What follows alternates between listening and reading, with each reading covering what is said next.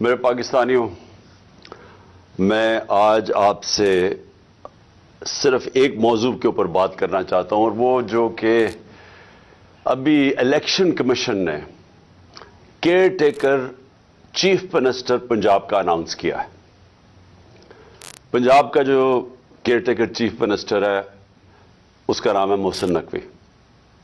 میں محسن نقوی پہ تو آنے لگا ہوں۔ اس سے پہلے میں اپنی ساری قوم سے ایک بات کرنا چاہتا ہوں کہ دیکھیں، جو جمہوریت ہوتی ہے نا، جمہوریت کی بنیاد اخلاقیات پہ رکھی جاتی ہے۔ ایک جمہوریت کے پاس بندوقیں نہیں ہوتی، اس کے پاس ایک اخلاقی معیار ہوتے ہیں، موریلٹی ہوتی ہے، مورل سٹینڈرڈز ہوتی ہیں۔ اس کے اوپر ایک جمہوریت کھڑی ہوتی ہے۔ جدھر سے ہم نے جمہوریت لیا برطانیہ، اب برطانیہ کے اندر کیا ہوتا ہے کہ ایک پرائم منسٹر صرف جھوٹ بولنے کے اوپر ہیرلڈ میکملن کو ریزائن کرنا پڑتا ہے۔ وہاں کی جمہوریت کا یہ حالات ہے کہ ڈیوڈ کیمرون بھاری اکثریت سے کنزرویٹو پارٹی میں جیتا ہوا تھا، پرائم منسٹر تھا۔ وہ صرف ایک ووٹ ہار جاتا ہے بریکسٹ کے اوپر، ریزائن کرنا پڑتا ہے اس کو کہ میں وہ اخلاقی قوت کھو بیٹھا ہوں حکومت کرنے کے لیے۔ بورس جانسن بھاری اکثریت سے جیتا، صرف اس نے ایک آفس کے بعد ایک پارٹی کر لی اور انہوں نے کہا کہ جی قانون آپ نے توڑ دیا ہے، کہ آپ نے یہ کر دیا ہے کہ جب سوشل ڈسٹینسنگ کووڈ-19 میں آپ نے لوگوں کو کہا ہوا تھا کہ نہ کریں، تو آپ نے آفس کے باہر کیسے اکٹھے ہو گئے؟ اس کے اوپر اس کو ریزائن کرنا پڑا، کیونکہ اس نے کہا کہ میں اخلاقی قوت کھو بیٹھا ہوں۔ اس کی پارٹی کے لوگوں نے کہا کہ آپ کے پاس وہ اب جو اخلاقیات نہیں ہیں، جو معیار نہیں ہے جو کہ ایک پرائم منسٹر کو چاہیے۔ تو کہنے کا مقصد یہ ہے کہ جمہوریت ڈنڈے سے نہیں چلتی، جمہوریت چلتی ہے اخلاقیات کے اوپر۔ اب میں یہ جو انہوں نے الیکشن کمیشن نے فیصلہ کیا کہ وہ محسن نقوی کو بنائیں گے، میں پہلے ذرا آپ کو سمجھا دوں کہ یہ ہوا کیوں تھا، کہ ایک کیئر ٹیکر چیف منسٹر آتا کیوں تھا یا پرائم منسٹر کیوں بنتا تھا۔ یہ اس لیے بنتا تھا کہ 18ویں ترمیم میں انہوں نے یہ فیصلہ کیا، یہ پیپلز پارٹی اور نون لیگ نے، کہ دیکھیں جو بھی حکومت بیٹھ کے جب الیکشن کرواتی ہے، ہمارے میں وہ اخلاقی معیار ہی نہیں ہے۔ جس طرح برطانیہ کے اندر وہ کوئی ان کی کیئر ٹیکر نہیں آتا، لیکن وہاں کی اخلاقیات کے سٹینڈرڈز اتنے ہیں، وہ کسی قسم کی دھاندلی نہیں کرے گی، تو اس لیے وہاں کوئی ضرورت نہیں پڑتی کیئر ٹیکر کی۔ لیکن پاکستان کی بدقسمتی یہ ہے کہ ہماری جمہوریت کے معیار اتنے گر چکے ہیں کہ کسی کو اعتماد ہی نہیں ہے کہ کوئی فری اینڈ فیئر الیکشن کروا سکے جب تک کہ کیئر ٹیکر نہ آئے۔ تو کیئر ٹیکر کا مقصد کیا تھا کہ وہ ایک نیوٹرل امپائر بنے گا، وہ ایسی ایک گورنمنٹ بنے گی جو کہ کسی کی فیور نہیں کرے گی، وہ صاف اور شفاف الیکشن کروائے گی۔ یہ بنیادی وجہ تھی کیئر ٹیکر گورنمنٹ بنانے کی۔ تو ہمیں نام دیے، میں آپ کو نام بتاؤں کہ ہم نے کس کے نام دیے۔ ہم نے وہ نام دیے جو ہم سمجھتے تھے کہ کریڈیبل ہیں، ایماندار ہیں، دیانتدار ہیں، جن میں وہ امانت داری ہوگی کہ وہ الیکشن ٹھیک کروا سکیں۔ تو ہم نے ایک ناصر کھوسہ صاحب کو چنا۔ ناصر کھوسہ شہباز شریف کے چیف سیکرٹری رہ چکے ہیں، نواز شریف کے پرنسپل سیکرٹری رہ چکے ہیں۔ تو ہم نے کہ یہ بڑی اچھی طرح ان کو جانتے ہیں، ان کا ساری بیوروکریسی میں ان کا نام ہے، تو ہم نے سمجھا کہ یہ ایک ایسا نام ہے جو کہ ان کو بھی پسند ہوگا، یعنی اس کے اوپر کوئی اعتراض نہیں ہوگا۔ پھر اگلا نام ہم نے احمد سکیرا کا چنا۔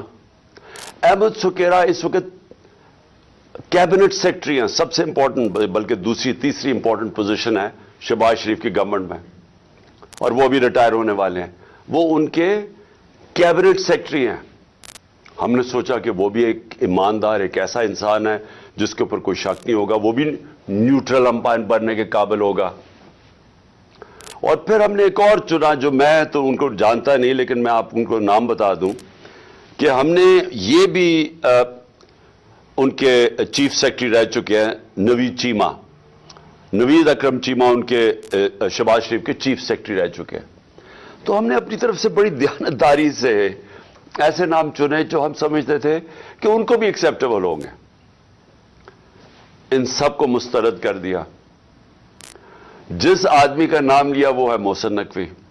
اب میں محسن نقوی کے آنے سے پہلے میں آپ کو بتاؤں پختونخوا میں کیا ہوا. ہمیں جے یو آئی نے نام دیا اعظم خان. اعظم خان ایک بہت ریسپیکٹیبل انسان ہے پختونخوا کے اندر. آپ کو پتا ہمارے جے یو آئی کے ساتھ بڑے اختلافات ہیں, لیکن کیونکہ انہوں نے ہماری پارٹی 2/3 اکثریت لے کے بیٹھی ہوئی ہے, کے پی میں بیٹھی ہوئی تھی, لیکن کیونکہ انہوں نے ایک صحیح نام دیا ہم نے تسلیم کر لیا, اور وہ آج وہاں کے کیئر ٹیکر چیف منسٹر بن گئے. لیکن یہاں دیکھیں کیا ہوتا ہے.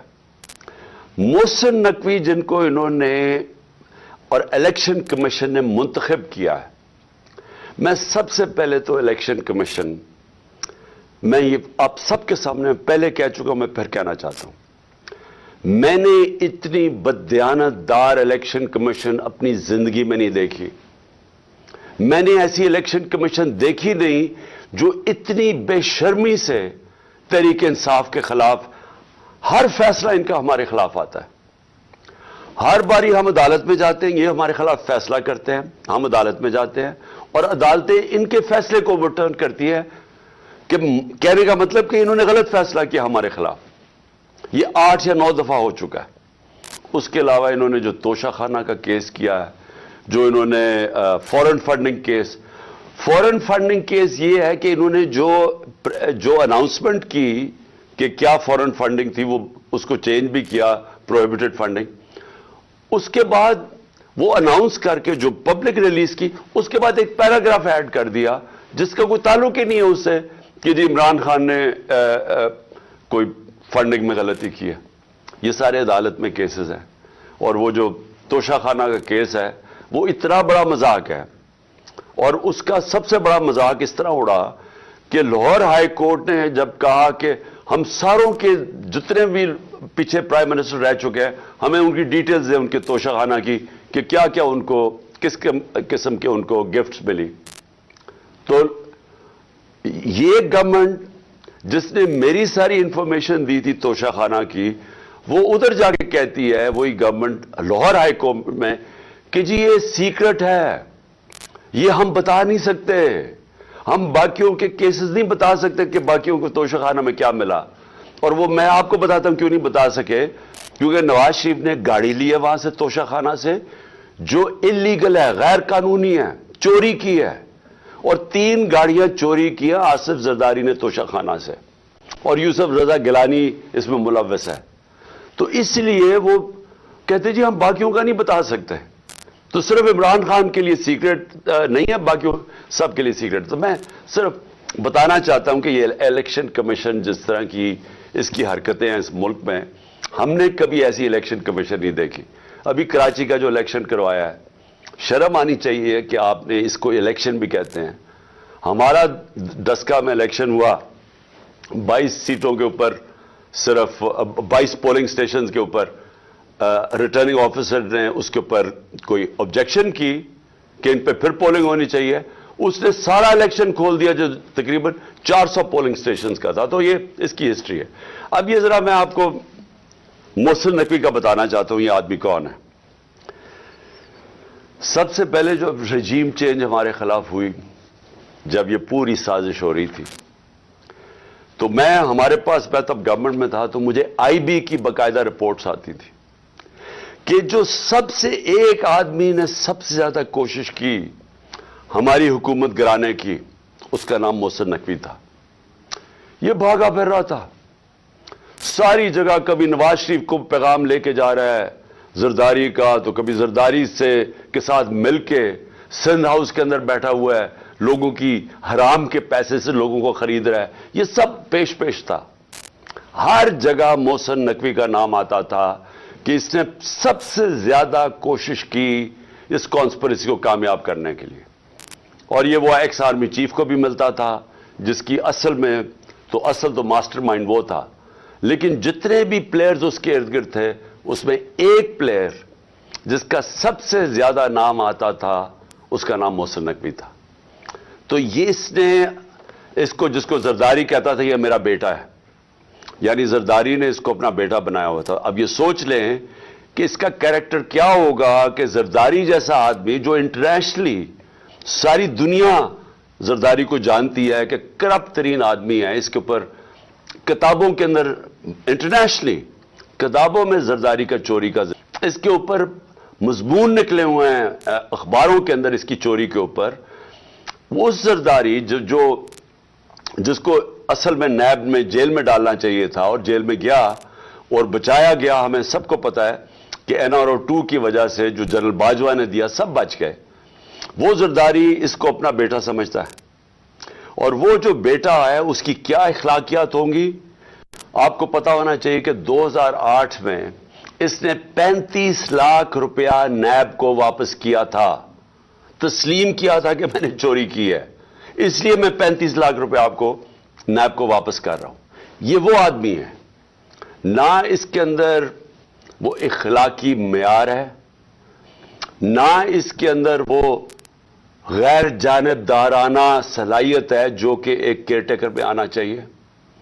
اور اس کے بعد اگر کسی کو کوئی شک ہے کہ یہ تحریک انصاف کا بدترین دشمن ہے، اس کی جو چینل 24 کا بھی اٹھا کے دیکھ لیں، اس میں مسلسل تحریک انصاف کے خلاف پروپیگنڈا چلتا رہتا ہے.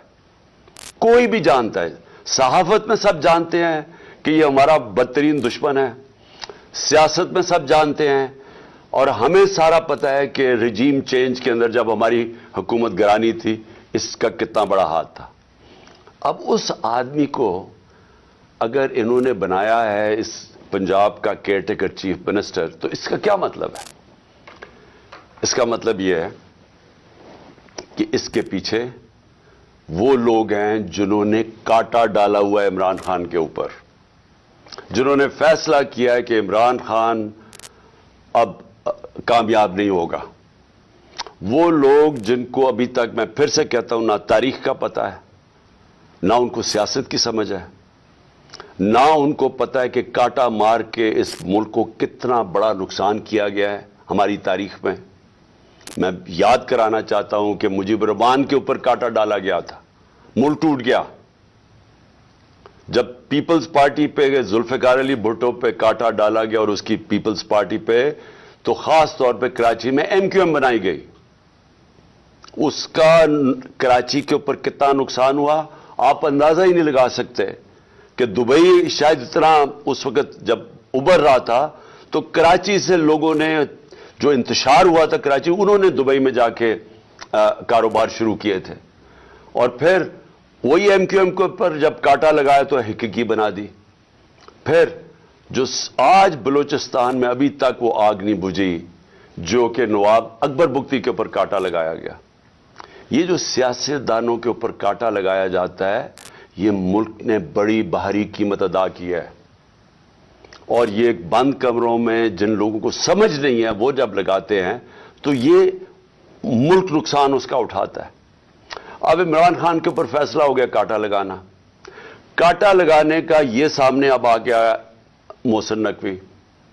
محسن نقوی نے اب کرنا کیا ہے یہ میں ابھی آپ کے سامنے پیشن گوئی کر رہا ہوں، کیونکہ یہ اتنے بیوقوف لوگ ہیں جو یہ کرتے ہیں کہ ان کو یہ نہیں پتا کہ ساروں کو ان کے پلان کا پتہ چل جاتا ہے پہلے سے کہ یہ کیا کرنے جا رہے ہیں. یہ کیا کرنے جا رہے ہیں؟ یہ پہلے یہ اب آ گیا محسن نقوی. یہ اب وہ سارے وہ لوگوں کو لے کے آئے گا، پولیس والوں کو اور بیوروکریٹس کو جو ہمارے سخت مخالف ہے. جن لوگوں کو یہاں پاور دی جائے گی بیوروکریسی میں اور پولیس میں، جن کا 1 پوائنٹ ایجنڈا ہوگا کہ تحریک انصاف کو اب کیسے دبا رہا ہے. سارا پولنگ سٹیشن الیکشن کا سٹاف ہوگا، وہ چن چن کے لگایا جائے گا کہ کیسے دھاندلی کر کے تحریک انصاف کو ہرانا ہے. ان کو خوف آیا ہوا ہے، پتہ ہے ان کو کہ اس وقت تحریک انصاف کی مقبولیت پاکستان میں کیا ہے. اور ان کو پتہ ہے کہ یہ الیکشن کے ذریعے اب ہمیں ہرا نہیں سکتے، اس لیے الیکشن کروانا نہیں چاہتے، الیکشن کو ڈیلے کرتے رہیں گے، اور کوشش ان کی اب تک یہی رہی ہے کہ کسی نہ کسی طرح اس کو ڈیلے کریں۔ لیکن اگر جب بھی الیکشن ہوگا تو انہوں نے، جب سارے امپائر بھی اپنے ہوں گے، سٹاف بھی اپنا ہوگا، ہر چیز، الیکشن کمیشن تو پہلے ان کی ہے، تو جب یہ پورا، جب تک جیت نہیں سکیں گے یہ الیکشن نہیں ہونے دیں گے، اور کیسز ہوں گے، عمران خان کو ڈسکوالیفائی کرو، اس کو جیل میں ڈالو، پی ٹی آئی کے لوگوں کو، جو لیڈرز ہیں ان کے اوپر کیسز کرو، ان کو الجھا دو، ورکرز کو پکڑو اندر ڈالو، ایف آئی آر کرو۔ یہ بالکل جو زرداری کا جو فارمولا سندھ کے اوپر جو کنٹرول کر کے بیٹھا ہوا ہے وہ ایسے ہی ہے۔ کوئی اس کی زرداری کی پبلک میں، یہ ڈرتا ہے پبلک میں جاتے ہوئے۔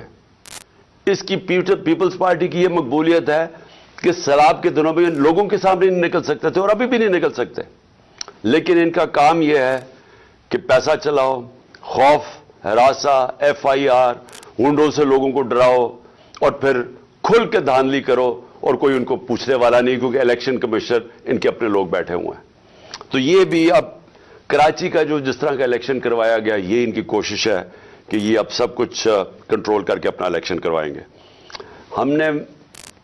میں ویسے آپ کو بتا دوں، ہم نے پوری اپنی کوشش کی، ہم نے یہ کوشش کی کہ ہمارا ملک مشکل، جب ہماری گورنمنٹ گرائی گئی تو ہم نے کوشش کی کہ ہم ہر طرح اپنے ملک میں انتشار نہ ہونے دیں۔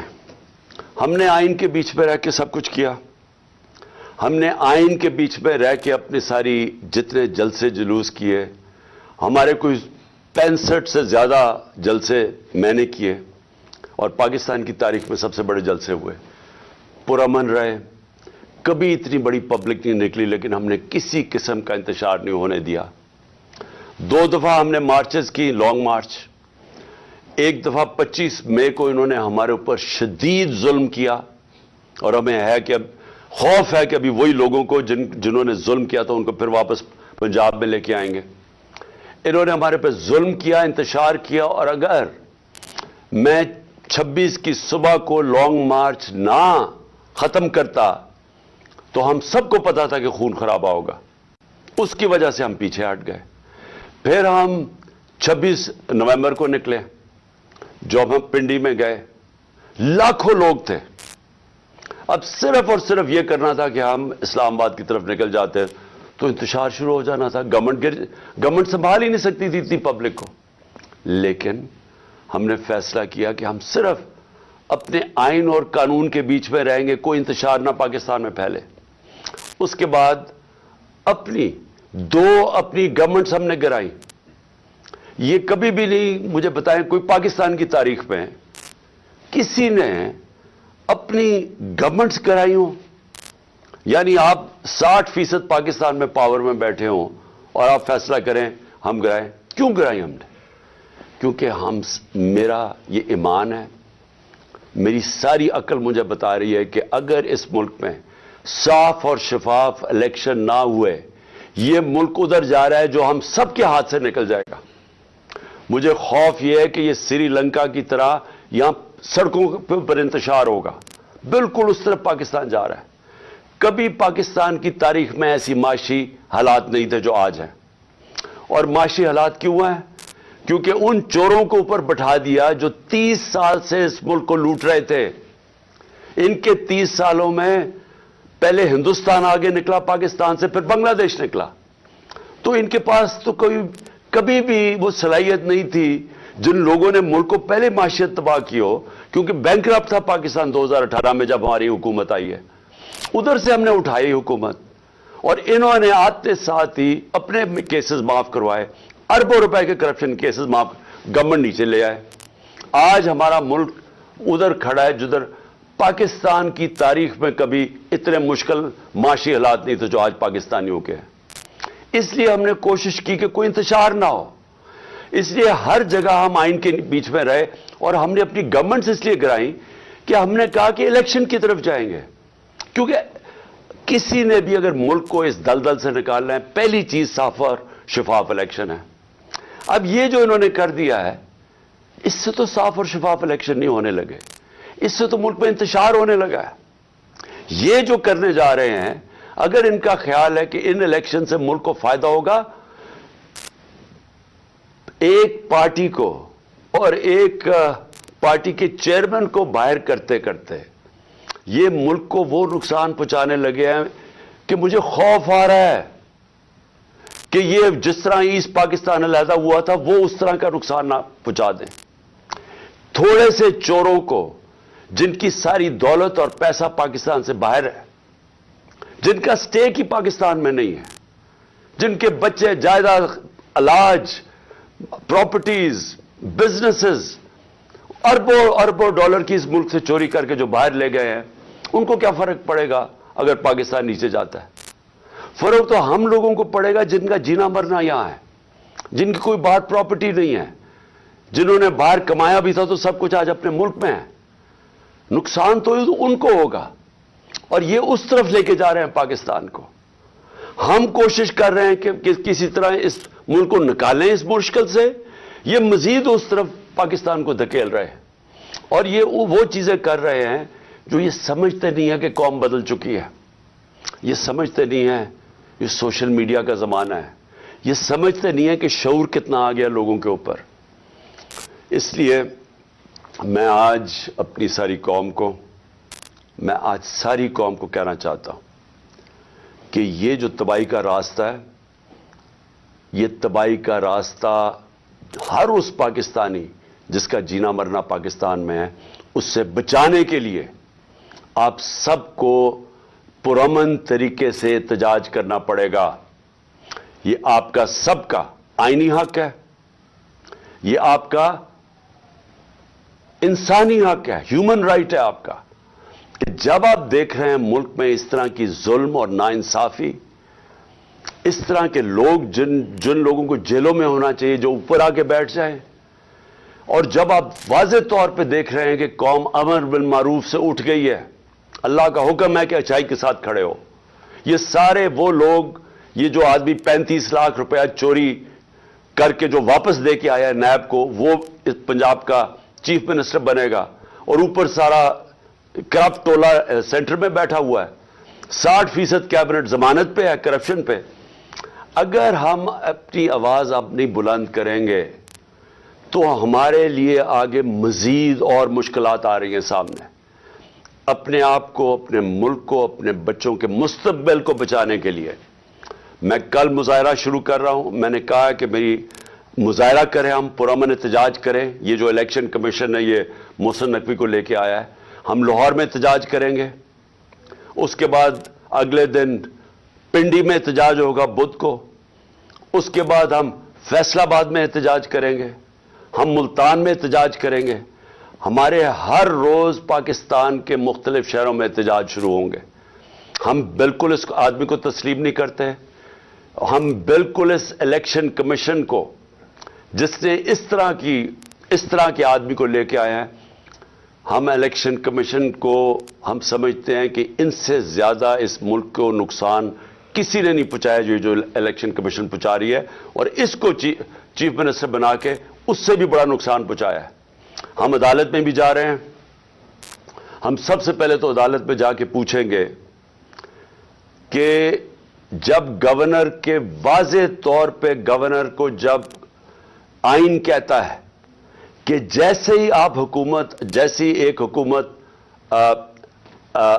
مستعفی ہوتی ہے, جیسی ہماری اسمبلیز ہم نے ڈیزالو کی, تو 48 گھنٹے کے اندر اس کو ڈیٹ دینی پڑتی ہے کہ کس دن الیکشن ہوگا. ابھی تک نہ گورنر پنجاب نے ڈیٹ دی ہے, نہ گورنر پختونخوا نے ڈیٹ دی ہے الیکشن کی. الیکشن ہونا چاہیے رمضان سے پہلے, اور ہم اب عدالت میں جائیں گے اس چیز کے اوپر بھی کہ ہمیں ڈیٹ چاہیے الیکشن کی, کیونکہ یہ آئین واضح ہے, 90 دن کے اندر الیکشن ہونا چاہیے جب اسمبلیز ڈیزالو ہوتی ہیں. ابھی تک کیوں نہیں ہوئی؟ تو ہم اس کے لیے عدالت میں جا رہے ہیں, اور ہم یہ محسن نقوی کی اپوائنٹمنٹ کے اوپر بھی عدالت میں جا رہے ہیں کہ اگر الیکشن کمیشن نے اسی طرح کا آدمی اپوائنٹ کرنا تھا تو کدھر گئی کہ غیر جانبدار چیف منسٹر ہونا چاہیے تھا کیئر ٹیکر گورنمنٹ کا, اور اس کی بالکل انہوں نے خلاف ورزی کی ہے. یہ وہی ایک ایجنڈا چلا آ رہا ہے کہ کسی طرح ریڈ لائن ڈرا کر کے تو کسی طرح عمران خان اور طریق انصاف کو ہٹایا جائے، اور تاکہ کسی نہ کسی طرح یہ چور ایک کراچی کی طرح دھاندلی کر کے پھر سے اس ملک پر مسلط ہو جائے۔ میں پھر سے آپ سب کو دعوت دیتا ہوں، میں آپ کو اس لیے دعوت دے رہا ہوں کہ آپ نے اپنے مستقبل کے لیے نکلنا ہے، یہ بہت ضروری ہے آپ کے لیے۔ اس طرح کے لوگ آپ کے اوپر مسلط ہو گئے، یا ملک میں الیکشن سے کوئی فائدہ نہیں بلکہ اب نقصان ہونے جا رہا ہے، اور آپ کو نکلنا چاہیے اس لیے کہ اگر ہم یہ تسلیم کر جاتے ہیں، یہ ناانصافی، ہم ایک ایسے آدمی کو تسلیم کر جاتے ہیں جو ایجنڈا کے اوپر آیا ہوا ہے، جو آصف زرداری خود کہتا ہے میرا بیٹا ہے، یہ اس کا بیٹا، اور یہ پی ڈی ایم کے ساتھ مل کے جس نے ہماری حکومت سازش کر کے گرائی تھی، اگر یہ آ کے بیٹھ جاتا ہے اور ہم چپ کر کے تسلیم کر لیتے ہیں تو ہمارے میں اور بھیڑ بکریوں میں کوئی فرق نہیں ہوگا۔ اس لیے آپ سب نے نکلنا ہے کل سے میں انشاءاللہ لاہور نکلیں گے، اور پھر سے میں کہہ رہا ہوں پرسوں ہم پنڈی میں نکلیں گے۔ پاکستان زندہ باد۔